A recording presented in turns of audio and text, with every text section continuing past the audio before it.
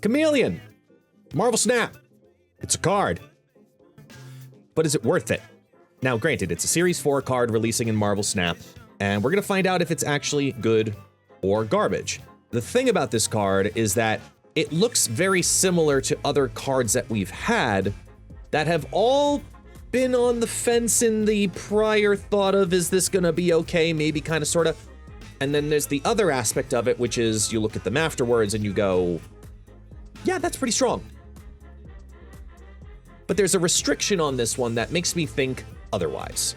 So let's see if we're right or if we're not. This is Chameleon, a 3/3 on reveal. Copy the text of another card you... we're gonna try that again because reasons. Copy the text of another card here you revealed this turn. So, revealed this turn is important. Here is important. It is a very lane restrictive card. You play 2 cards, you play something and Chameleon, and you get a second version of the something, right? And there's a lot of conversation about, is it worth delaying this to make something like the Invisible Woman Synergies happen? I'm going to be the first person to tell you it's not worth it, proactively. And my theory on that is because right now, Alioth exists, Priority exists, there's Cosmo everywhere. I just don't think that the Invisible Woman play is the way to start with your Chameleon decks. Sure, it's going to make a lot of sense in Cerebro 3.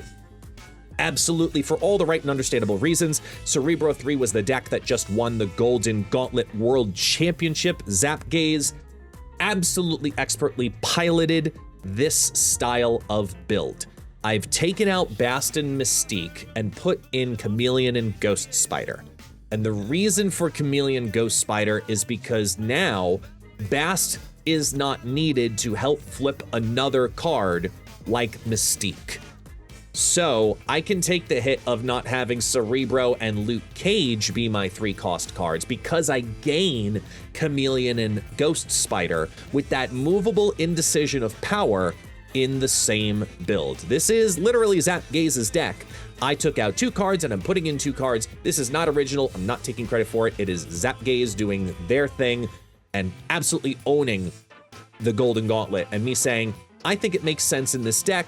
Let's see if it pilots easier because of that all.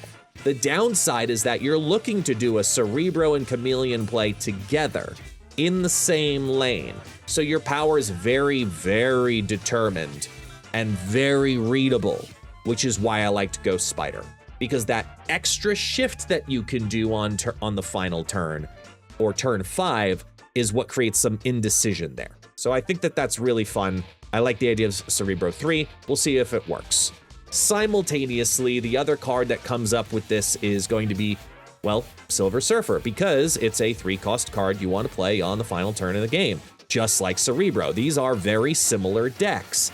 But what I've done with the build is I've allowed exponential amounts of power and scaling by putting in a couple of key pieces. Number 1, Debris plus Captain Carter. Debris got the buff to 3/7, but fits perfectly with what Captain Carter wants to organically do, which is I need to have lane positioning, and the rocks from Debris help that tremendously. You don't need it to be a clog card. In a Surfer deck, this is a huge card.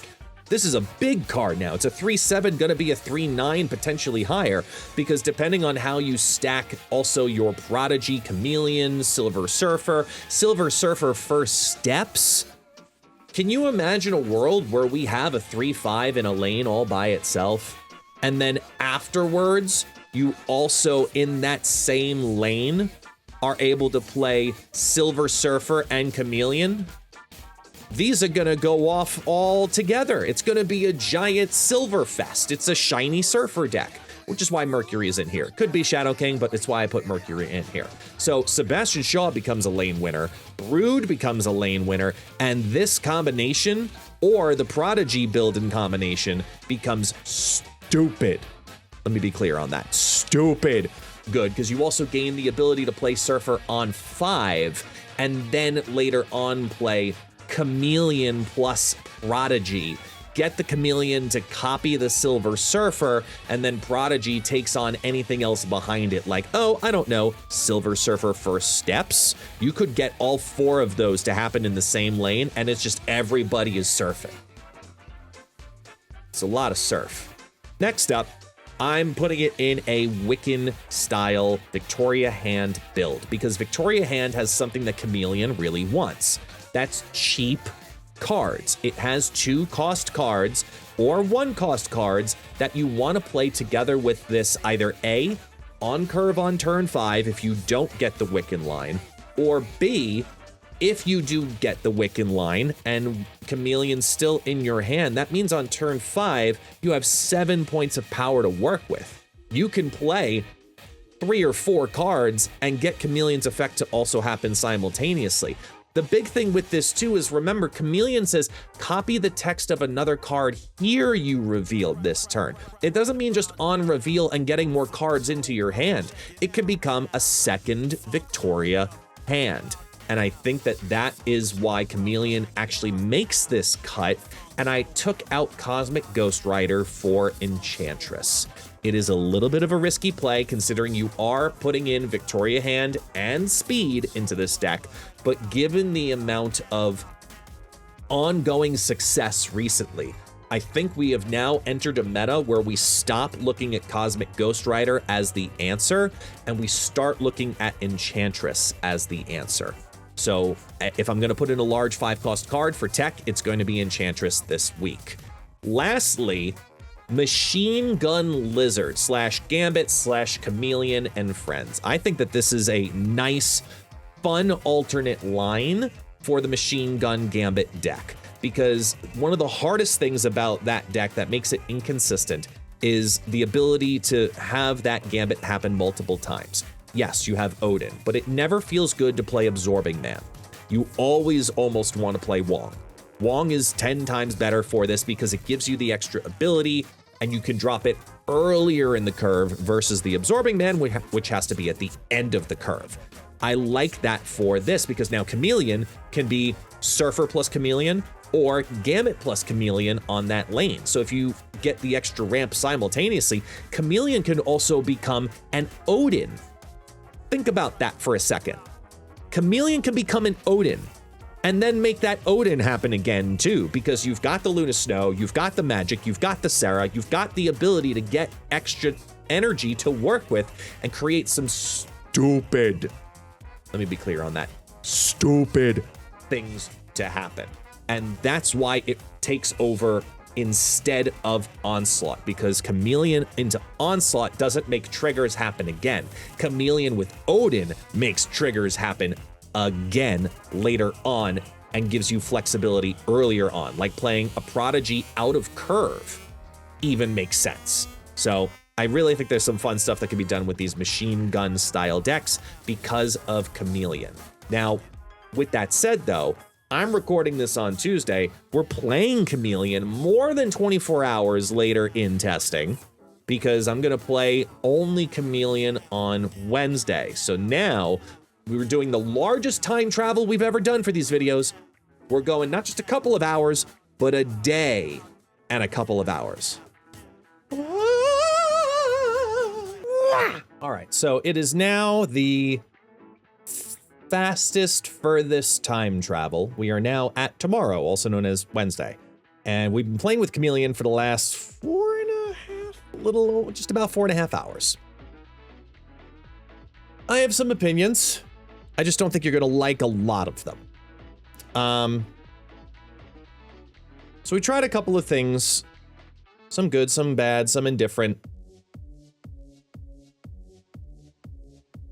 Here are my thoughts on certain archetypes. Okay, number 1, Shiny Surfer. Playing him in Surfer felt more restrictive than Silver Surfer First Steps typically does. I think the idea of Chameleon and Surfer works in theory more than it does practice. It made more sense, even though it lost more cubes because I was going all in just for funsies on the machine gun deck. It is in my opinion, it is an upgrade to the machine gun deck.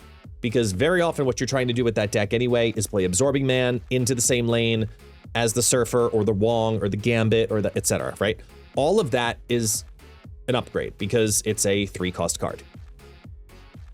I don't think Luna ended up helping me in this deck, and I did want to maybe get a little bit more protection down, whether it be a Cosmo in one lane where the magic was, maybe it would be an Echo in the lane where Wong is. I'm not 100% sure, but there is something to that deck that felt better, even though it was low on cubes. It just, flow-wise of when I did play Chameleon in that deck, it made more sense than playing Surfer. And the same feeling I had with Surfer is the same feeling I had with Cerebro 3, where in theory, the deck is good with it. I took out from Zap Gaze's build that he used in Golden Gauntlet, I had originally taken out Bast and Jeff, and was able to also drop Mystique in the process. I ended up putting Mystique back in because in one of the earlier games, Mystique plus Chameleon as a turn 6 in a different lane than the Cerebro, which was down on 5, was good. But I don't know if Ghost Spider's the right answer here. And I think there is something to that deck. It's probably just higher skill cap than where I feel comfortable playing, to be completely honest. I think it's good in that deck, but the extra 3-cost card versus another 2-cost or 1-cost card was felt. Missing that curve of having more 2/3s in there was felt. So if there's ever, in my opinion, for Cerebro 3, if you want to play Chameleon in it, the only way you can do so is by cutting Cosmo. No joke. And that's not good. Right now, especially, that's a huge downgrade. I don't think it makes sense in any other scenario. Let me be clear with that. I'm not saying run that build without Cosmo. That's telling you the position in the deck where it would make the most sense to do an appropriate switch, because you're raising the ceiling and playing less defense. Then the Wiccan build with Victoria Hand. It went 11-7, was 60% win rate, but the reason it did well was not because of Chameleon. I ended up playing Chameleon maybe 25% of the time in that deck, and it was only after I hit on Wiccan and then played it on turn 5 with something else.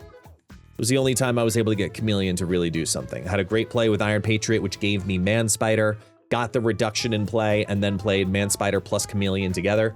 Great line. It's too niche, though. Which brings me to the ruling.